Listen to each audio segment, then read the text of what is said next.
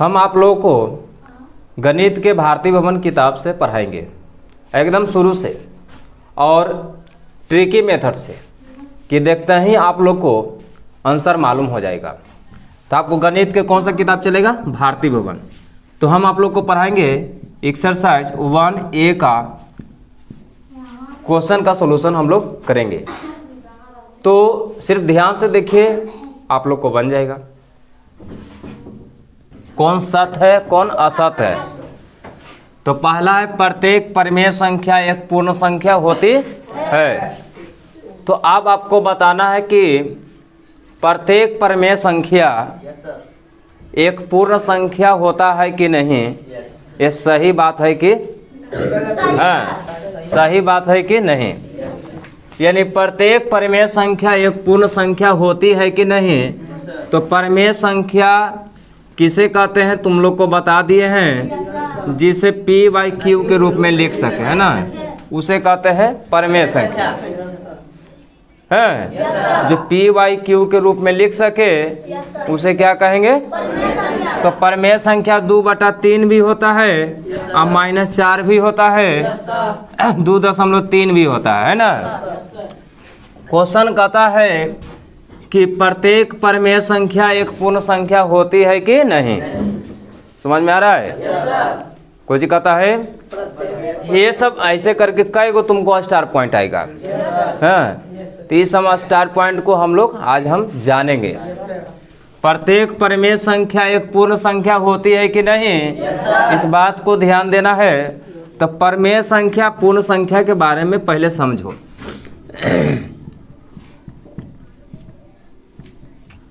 पहले समझना है, सत्य और असत्य करना है। कोई करना है? हाँ, सत्य और असत्य करना है।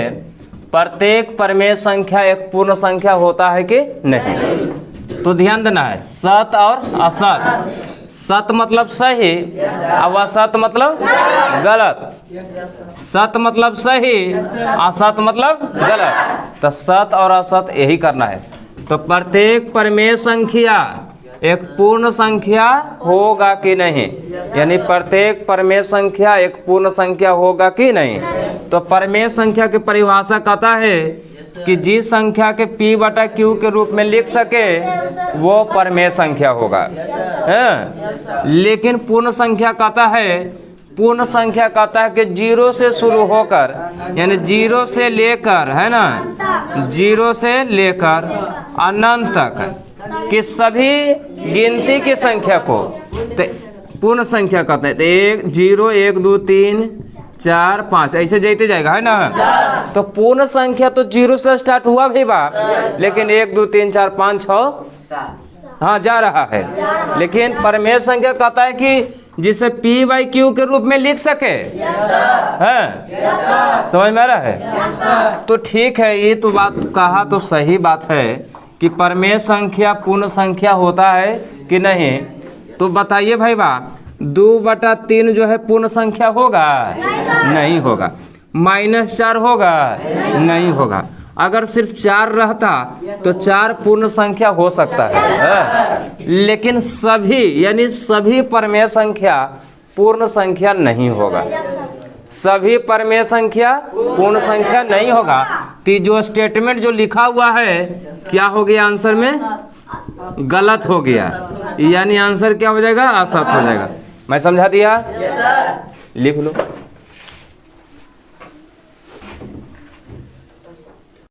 दूसरा स्टार पॉइंट है प्रत्येक पूर्ण संख्या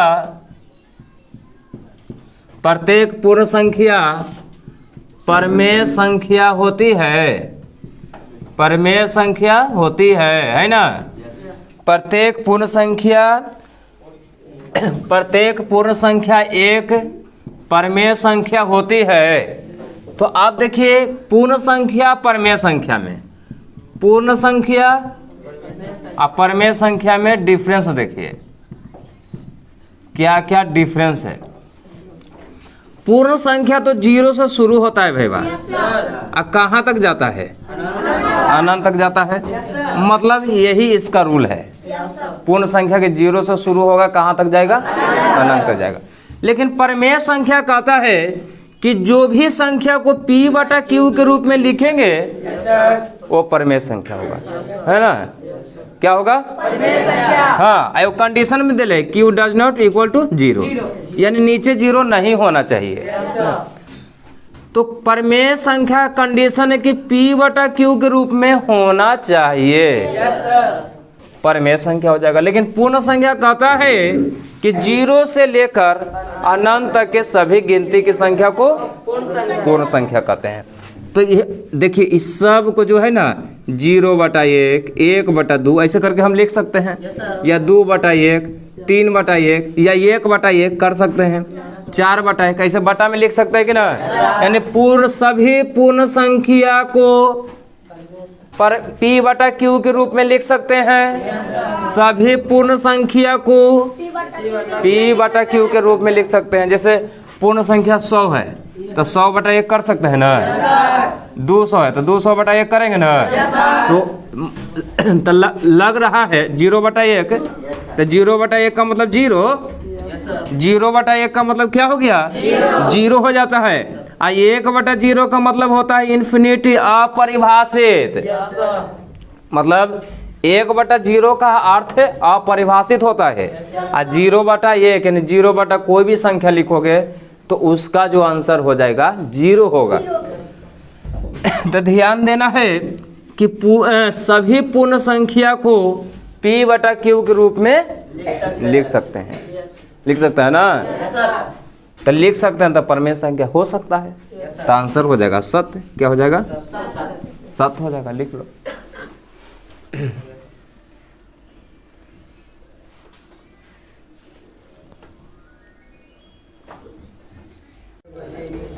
अगला स्टार पॉइंट है 0 एक परमेय संख्या है।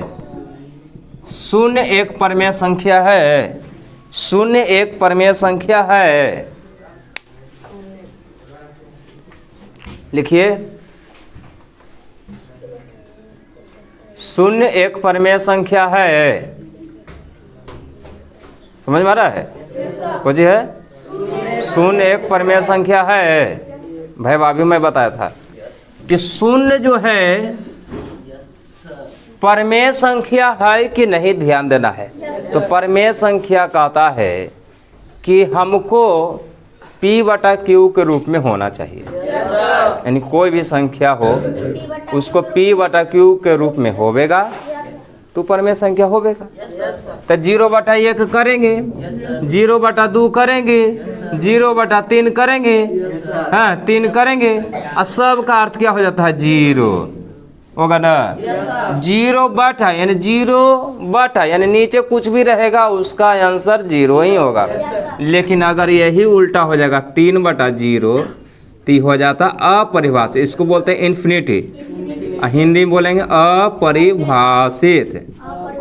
क्या बोलेंगे? अपरिभाषित। समझ में आया ना? तो 0 एक परमेय संख्या है तो लिखो कि हाँ है, यानी आंसर हो जाएगा सत्य। सत्य हो जाएगा। पूर्णांक संख्या किसको बोलेंगे? तो देखिए यहां से हो गया धनात्मक पूर्ण संख्या, को जो अगले धनात्मक पूर्ण संख्या, और इसी का जो है ना उल्टा, यानी है ना उल्टा अगर ले लेंगे -1, -2, -3 और दोनों को मिला दीजिएगा तो जो भी संख्या बनेगा वो क्या हो जाएगा? पूर्णांक संख्या। क्या हो जाएगा? पूर्णांक संख्या हो जाएगा, है ना। तो पूर्णांक संख्या के बारे में आप लोग जान गए। तो इस पर अब स्टार पॉइंट आता है, तो ध्यान देना, इसमें धनात्मक भी होगा और ऋणात्मक भी होगा। यानी धनात्मक पूर्ण संख्या के उल्टा ही अगर लेते हैं ऋणात्मक में, और दोनों के मिलन को क्या बोलेंगे? पूर्णांक संख्या, है ना। तो स्टार पॉइंट आपका पहला है, पहला स्टार पॉइंट, प्रत्येक पूर्णांक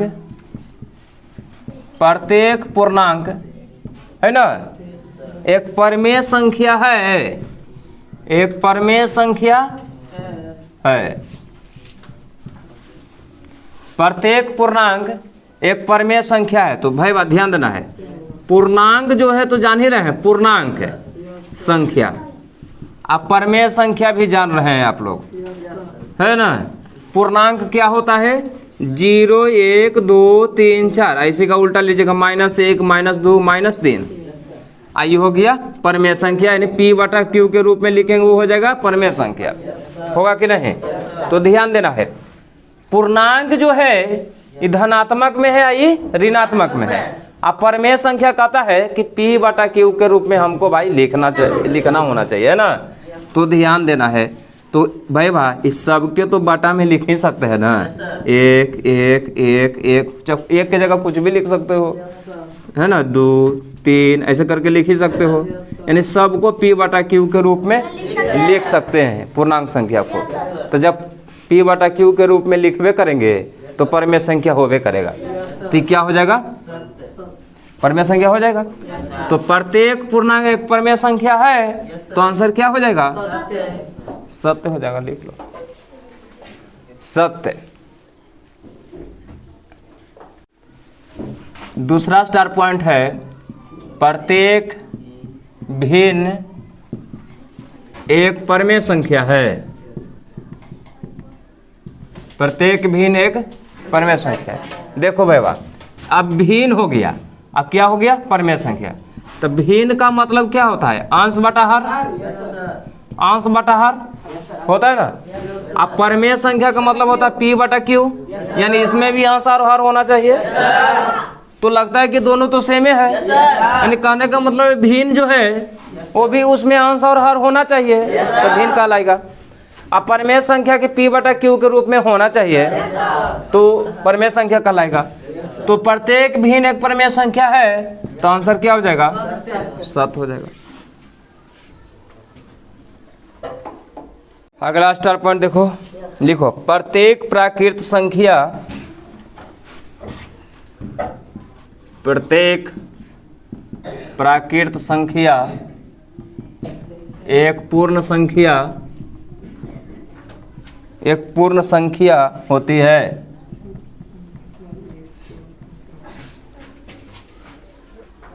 प्रत्येक प्राकृत संख्या पूर्ण संख्या होती है। प्राकृत संख्या समझो, अब पूर्ण संख्या समझे, है ना।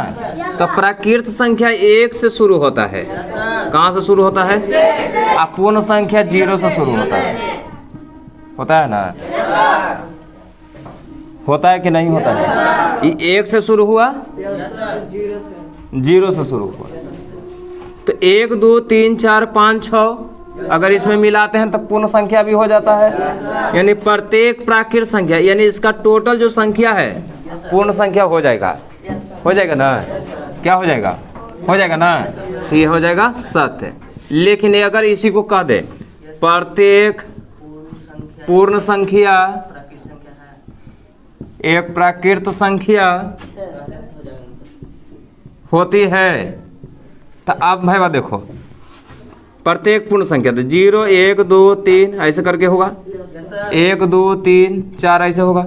अब यहाँ से देखेगा तो 1, 2, 3, 4 तो प्राकृत संख्या हो जाएगा, लेकिन 0 नहीं होगा।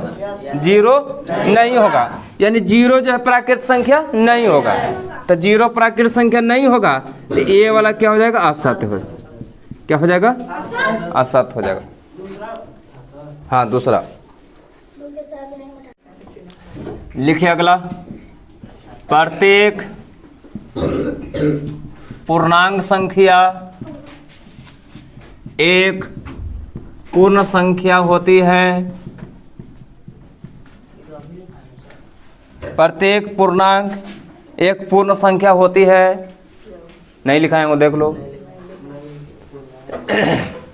प्रत्येक पूर्णांक संख्या एक पूर्ण संख्या होती है कि नहीं? अब हम ध्यान देना है, पूर्णांक संख्या अब पूर्ण संख्या। तो पूर्णांक में क्या बोले थे कि धनात्मक और ऋणात्मक होता है ना। धनात्मक पूर्ण संख्या को ऋणात्मक में लिखने पर, है ना, ऋणात्मक में लिखने पर दोनों को मिला देंगे तो पूर्णांक संख्या होगी। तब भाई में बताएगा कि 0 1 2 3 4 ये तो धनात्मक हो गया, लेकिन -1 -2 -3 है ना, ये दोनों जब रहेगा ना धनात्मक ऋणात्मक तब ये पूर्णांक संख्या होगा। लेकिन पूर्ण संख्या कहता है 0 1 2 3 4 ऐसे, यानी 0 से लेकर अनंत तक है ना, सिर्फ गिनती की संख्या को, और वो हमें धनात्मक होना चाहिए, ये पूर्ण संख्या है। तो ध्यान देना भैया कि 0 से लेके 1 2 3 ऐसे हाँ धनात्मक की ओर जाएगा तो पूर्ण संख्या तो वहीं जाएगा, लेकिन माइनस की ओर आएगा तो पूर्ण संख्या होगा नहीं ना होगा। तब प्रत्येक पूर्णांक संख्या एक पूर्ण संख्या होती है, तो धनात्मक वाला तो हो ही जाएगा, लेकिन माइनस वाला कोई नहीं होगा। तो ये क्या हो जाएगा? असत्य। आंसर क्या हो जाएगा? असत्य। अगला स्टार पॉइंट है प्रत्येक परमेय संख्या, प्रत्येक परमेय संख्या एक पूर्णांक होती है, एक पूर्णांक होती है ना। प्रत्येक परमेय संख्या एक पूर्णांक होती है। तो परमेय संख्या तो कहता है भैया कि P/Q के रूप में होना चाहिए। अब पूर्णांक कहता है कि भाई हमको प्लस और माइनस में होना चाहिए, यानी -3 -2 -1 0 1 2 3, मतलब इसी रूप में रहता है पूर्णांक संख्या। अब परमेय संख्या कहता है कि हमको P/Q के रूप में लिखना है, यानी 2/3 या 1/2 -4 -6 प्लस में भी रहता है, लेकिन ये बटा में भी रहता है, पॉइंट में भी रहता है ना। तो ये सब तो भाई चलेगा, लेकिन ये सब नहीं चलेगा। ये पूर्णांक नहीं हो सकता है, ये पूर्णांक होगा। तो प्रत्येक परमेय संख्या एक पूर्णांक होती है, तो क्या हो जाएगा? असत्य।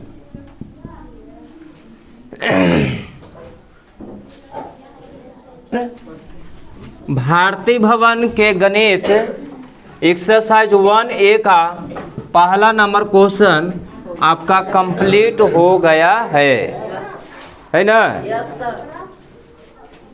देख लो बढ़िया से देखो, हो गया। उसमें दूसरा नंबर देखो,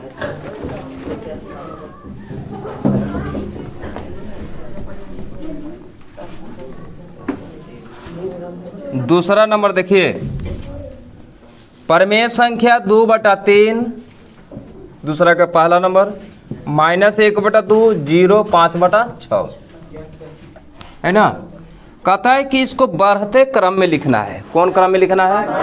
बढ़ते क्रम में लिखना है, यानी आरोही क्रम में लिखना है। तो सबसे पहले हम लोग इसको ध्यान देंगे, बढ़ते क्रम का मतलब क्या होता है, यानी कहने का मतलब है पहले का छोटा और उसके बाद धीरे धीरे बड़ा, है ना। धीरे धीरे पहले सबसे पहले एकदम छोटा और उसके बाद धीरे धीरे क्या करेंगे? बड़ा करेंगे, है ना। तो ध्यान देना है कि किस इनमें कौन बड़ा है कौन छोटा है। तो ऐसा ही अनथाही हम लोग नहीं करेंगे, है ना। तो क्या करेंगे? 3 2 और 6 का एलसीएम ले लेंगे, या 0/1 कर सकते हैं।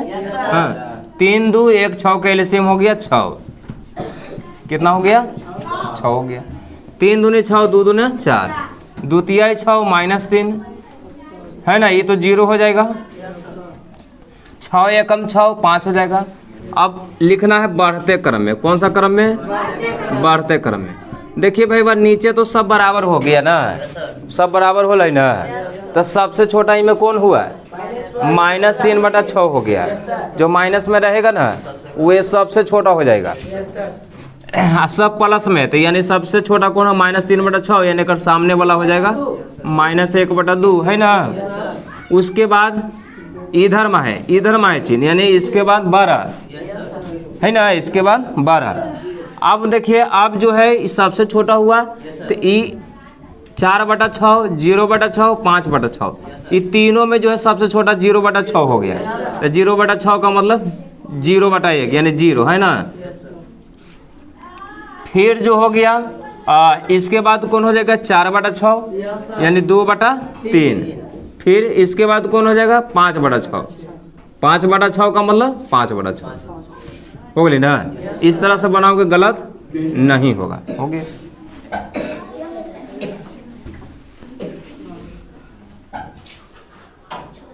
दूसरा नंबर देखो, 3/4 और 4 कितना है 3 और 5 कितना है 2। अब इसको कुछ में लिखना घटते क्रम में, कुछ क्रम में घटते क्रम में। तो सबसे आसान तरीका कि हम लोग एलसीएम ले लेंगे। 4 3 2 का एलसीएम कितना हो जाएगा 12 हो जाएगा। 4 तिहाई 12 और 3 तिहाई 9, 3 चौको 12 है ना, तो 4 चौको 16 और 2 छक्का 12 और 6 5 क्या हो जाएगा 23। तो हमको कुछ में लिखना है घटते क्रम में। कौन सी क्रम में घटते क्रम में। तो घटते क्रम में लिखने का मतलब हो गया सबसे पहले 12 है, सबसे पहले बहुत बड़काई में है उसको पहले लिखेंगे। तो 30 बटा क्या हो जाएगा 12, यानी 5/2 हो जाएगा, ग्रेटर देन हो जाएगा, होगा ना। उसके बाद कौन लिखाएगा 16/12, 4/3, फिर ग्रेटर देन, फिर 9/12, 3/4। ऐसे बनाओगे एकदम आसान हो जाएगा।